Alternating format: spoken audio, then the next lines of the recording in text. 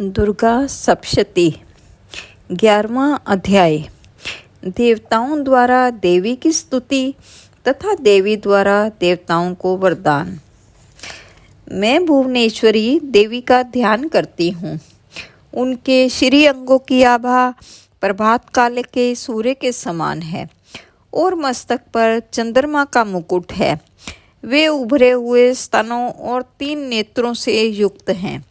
उनके मुख पर मुस्कान की छटा छाई रहती है। हाथों में वरद, अंकुश, पाश एवं अभय मुद्रा शोभा पाते हैं।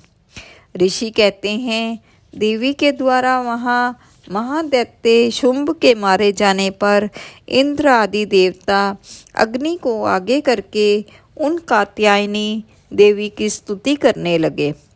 उस समय अभीष्ट की प्राप्ति होने से उनके मुख कमल दमक उठे थे और उनके प्रकाश से दिशाएं भी जगमगा उठी थी। देवता बोले, शरणागत की पीड़ा दूर करने वाली देवी हम पर प्रसन्न हो। संपूर्ण जगत की माता प्रसन्न हो। विश्वेश्वरी, विश्व की रक्षा करो। देवी, तुम ही चराचर जगत की अधीश्वरी हो। तुम इस जगत की एकमात्र आधार हो, क्योंकि पृथ्वी रूप में तुम्हारी ही स्थिति है। देवी, तुम्हारा पराक्रम अलंघनीय है। तुम ही जल रूप में स्थित होकर संपूर्ण जगत को तृप्त करती हो। तुम अनंत बल संपन्न वैष्णवी देवी शक्ति हो। इस विश्व की कारणभूता परामाया हो। देवी, तुमने इस समस्त जगत को मोहित कर रखा है। तुम ही प्रसन्न होने पर इस पृथ्वी पर मोक्ष की प्राप्ति कराती हो। देवी, संपूर्ण विद्याएं तुम्हारे ही छिन्न भिन्न स्वरूप हैं। जगत में जितनी स्त्रियां हैं वे सब तुम्हारी ही मूर्तियां हैं।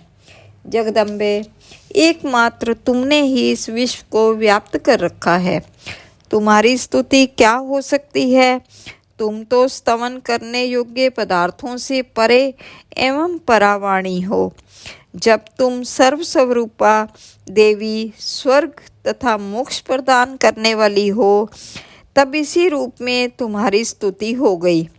तुम्हारी स्तुति के लिए इससे अच्छी उक्तियाँ और क्या हो सकती हैं? बुद्धि रूप से सब लोगों के हृदय में विराजमान रहने वाली तथा स्वर्ग एवं मोक्ष प्रदान करने वाली नारायणी देवी, तुम्हें नमस्कार है।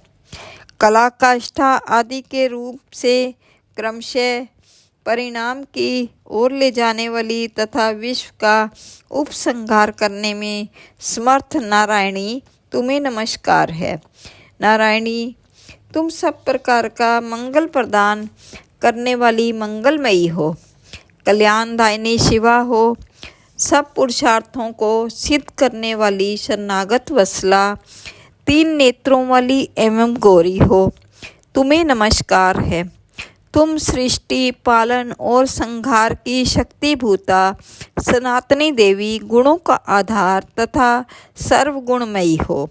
नारायणी, तुम्हें नमस्कार है। शरण में आए हुए दीनों एवं पीड़ितों की रक्षा में संलग्न रहने वाली तथा सबकी पीड़ा दूर करने वाली नारायणी देवी, तुम्हें नमस्कार है।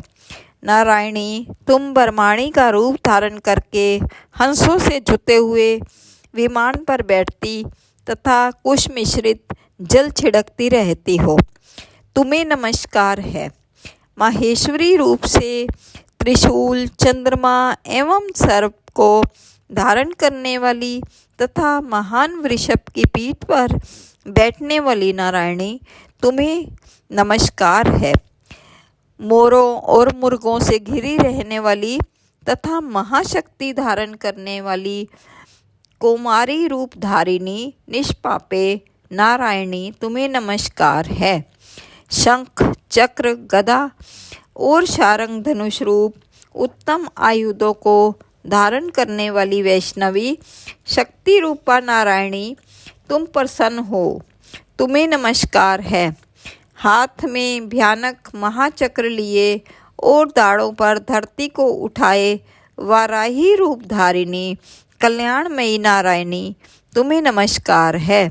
भयंकर नरसिंह रूप से दैत्यों के वध के लिए उद्योग करने वाली तथा त्रिभुवन की रक्षा में संलग्न रहने वाली नारायणी तुम्हें नमस्कार है।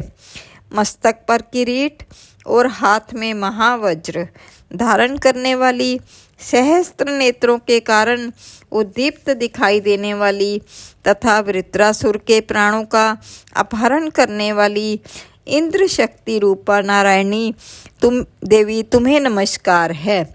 शिवदूती रूप से दैत्यों की महती सेना का संहार करने वाली, भयंकर रूप धारण तथा विकट गर्जना करने वाली नारायणी तुम्हें नमस्कार है।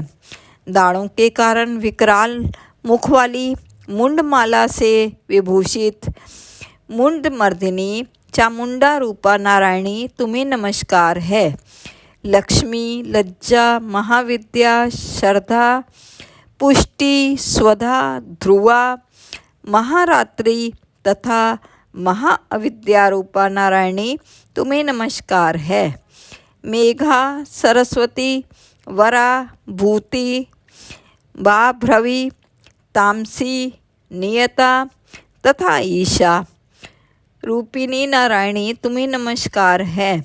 सर्वस्वरूपा, सर्वेश्वरी तथा सब प्रकार की शक्तियों से संपन्न दिव्य रूपा दुर्गे देवी सब भयों से हमारी रक्षा करो तुम्हें नमस्कार है। कात्यायनी, यह 3 लोचनों से विभूषित तुम्हारा सौम्य मुख सब प्रकार के भयों से हमारी रक्षा करे तुम्हें नमस्कार है। भद्रकाली, ज्वालाओं के कारण विकराल प्रतीत होने वाला, अत्यंत भयंकर और समस्त असुरों का संहार करने वाला तुम्हारा त्रिशूल भय से हमें बचाए तुम्हें नमस्कार है। देवी, जो अपनी ध्वनि से संपूर्ण जगत को व्याप्त करके दैत्यों के तेज नष्ट किए देता है, वे तुम्हारा घंटा हम लोगों की पापों से उसी प्रकार रक्षा करे जैसे माता अपने पुत्रों की बुरे कर्मों से रक्षा करती है। चंडिके, तुम्हारे हाथों में सुशोभित खड्ग जो असुरों के रक्त और चर्बी से चर्चित है, हमारा मंगल करे। हम तुम्हें नमस्कार करते हैं। देवी, तुम प्रसन्न होने पर सब रोगों को नष्ट कर देती हो और कुपित होने पर मनोवांछित सभी कामनाओं का नाश कर देती हो। जो लोग तुम्हारी शरण में जा चुके हैं उन पर विपत्ति तो आती ही नहीं। तुम्हारी शरण में गए हुए मनुष्य दूसरों को शरण देने वाले हो जाते हैं। देवी अंबिके, तुमने अपने स्वरूप को अनेक भागों में विभक्त करके नाना प्रकार के रूपों से जो इस समय इन धर्मद्रोही महादैत्यों का संहार किया है, वे सब दूसरी कौन कर सकती थी। विद्याओं में, ज्ञान को प्रकाशित करने वाले शास्त्रों में तथा आदि वाक्यों में तुम्हारे सिवा और किसका वर्णन है, तथा तुमको छोड़कर दूसरी कौन ऐसी शक्ति है जो इस विश्व को अज्ञान में घोर अंधकार से परिपूर्ण ममता रूपी गड्ढे में निरंतर भटका रही हो।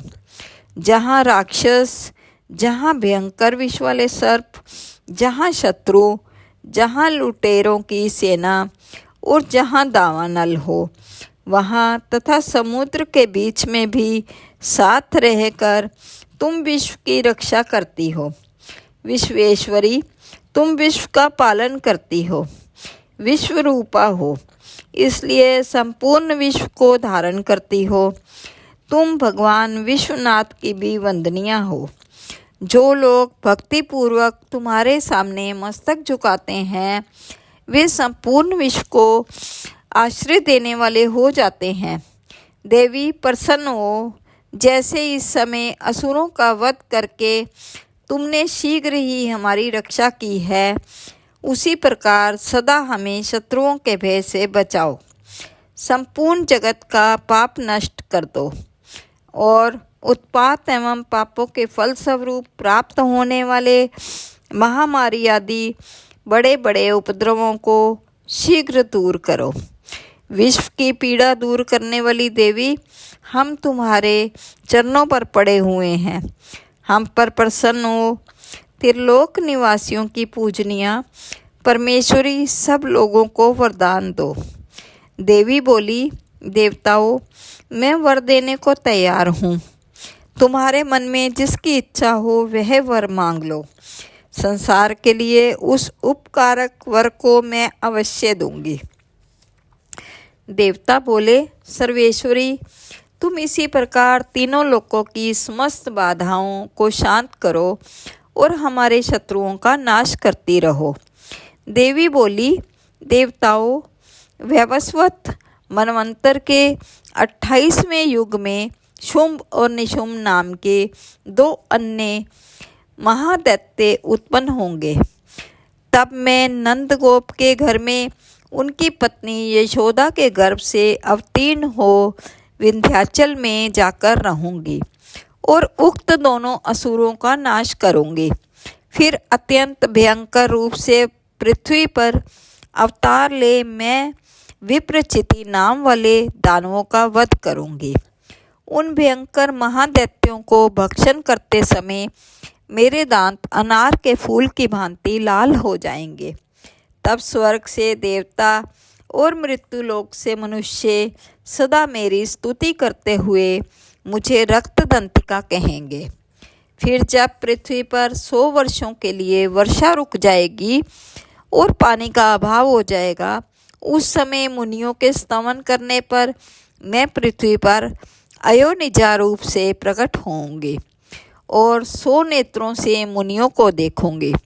अतः मनुष्य शताक्षी इस नाम से मेरा कीर्तन करेंगे। देवताओं, उस समय मैं अपने शरीर से उत्पन्न हुए शाकों द्वारा समस्त संसार का भरण पोषण करूंगी।